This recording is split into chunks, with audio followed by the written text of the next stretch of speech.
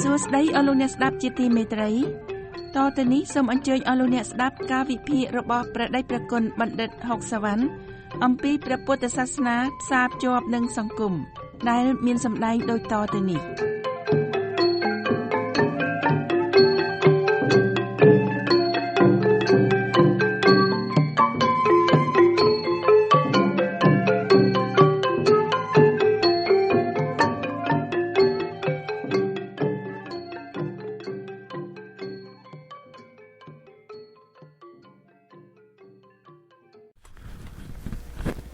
សូមវិភាគក្រមប្រធានបទថាព្រះពុទ្ធសាសនាជាមួយវិទ្យាសាស្ត្រហេតុផលរបស់ព្រះពុទ្ធសាសនាជាហេតុផលមានកម្រិតខ្ពស់មាននិយាយទាំងរូបធម៌និងនាមធម៌ទាំងលោកយសច្ចៈទាំងលោកកតរសច្ចៈចំណែកហេតុផលរបស់វិទ្យាសាស្ត្រភាគច្រើននិយាយហេតុផលផ្នែករូបហើយជាលោកយសច្ចៈហេតុផលរបស់វិទ្យាសាស្ត្រផ្នែករូបវិទ្យាសិក្សាអំពីផ្នែករូបនិងគីមីវិទ្យាសិក្សាអំពីការផ្សំធាតុមានហេតុផលពិត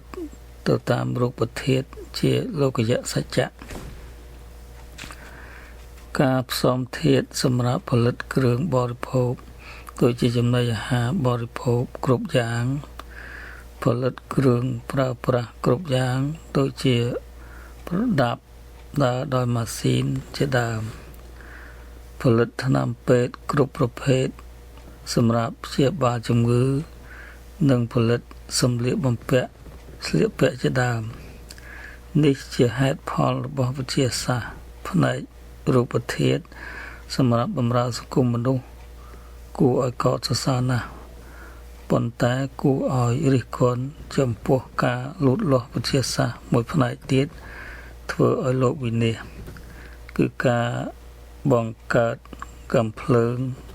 ក្របបែកគ្រប់ធន់រហូតបង្កើតក្របបែកបរមាណូប្រឡាយលោកថែមទៀតផ្នែកចិត្តក្រមវិទ្យាសាស្ត្របានលើកយកមកសិក្សាដែរហៅថាចិត្តវិទ្យាប៉ុន្តែពុំមានជម្រៅដូចចិត្តវិទ្យារបស់ព្រះពុទ្ធសាសនាឡើយព្រះពុទ្ធសាសនាសិក្សាអំពីចិត្តដោយផ្ទាល់តែម្ដងចំណែកក្រមវិទ្យាសាស្ត្រពុំដូច្នោះទេ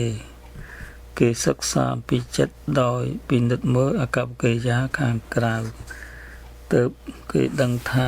ចិត្តមានសភាពយ៉ាងណាដូចជាមនុស្សទឹកមុខញញឹម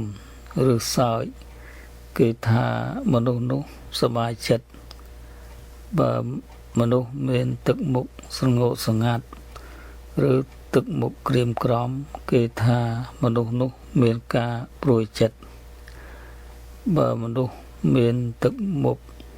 ឡើងក្រហមមានអាការៈច្រងេងចងាងគេថាមនុស្សនោះមានចិត្តក្រោធខឹង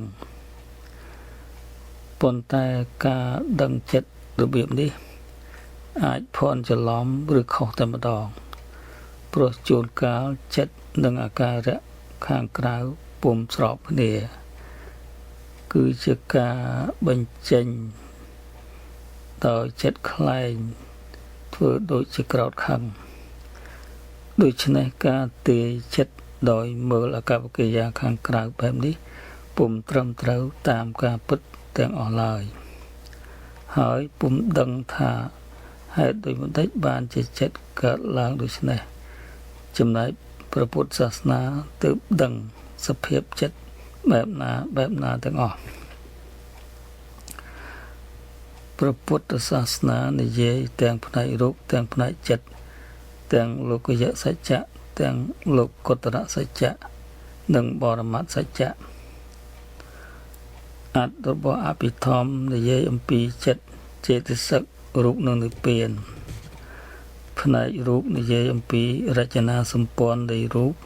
គឺការកើតឡើងអំពីមហាពុទ្ធរូប4គឺធាតុទឹកធាតុដីធាតុភ្លើងនិងធាតុខ្យល់ព្រមទាំងឧបាទេយរូបគឺរូបផ្សំ24ទៀតមានប្រសាទរូប5គឺភ្នែកទៅជាច្រមុះ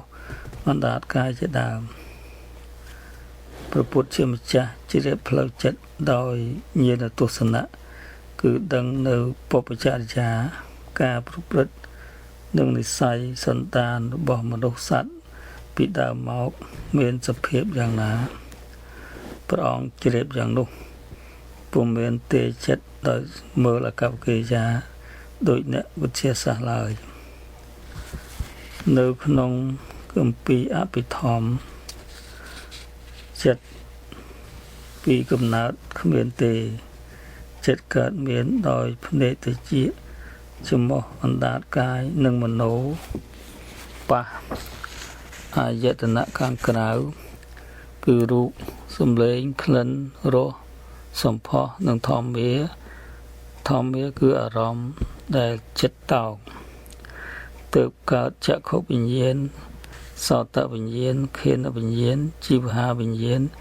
កាយវិញ្ញាណនិងមโนវិញ្ញាណ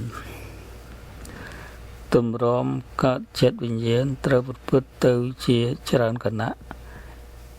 ចាប់តាំងពីភវាំងមកក្នុងន័យថាអ្វីមួយកើតឡើងត្រូវអាស្រ័យហេតុបច្ច័យផ្សំគ្នាដែលហៅថាសង្ខារហើយវាតាំងនៅនឹងរលត់ទៅវិញតាមកម្រិតកម្លាំងធាតុនេះជាច្បាប់ធម្មជាតិដែលព្រះសម្ពុទ្ធត្រាស់ដឹងគឺវាមានហេតុផលក្នុងខ្លួនរបស់វាគ្មានព្រះជាម្ចាស់អង្គណាបង្កើតឡើងឡើយ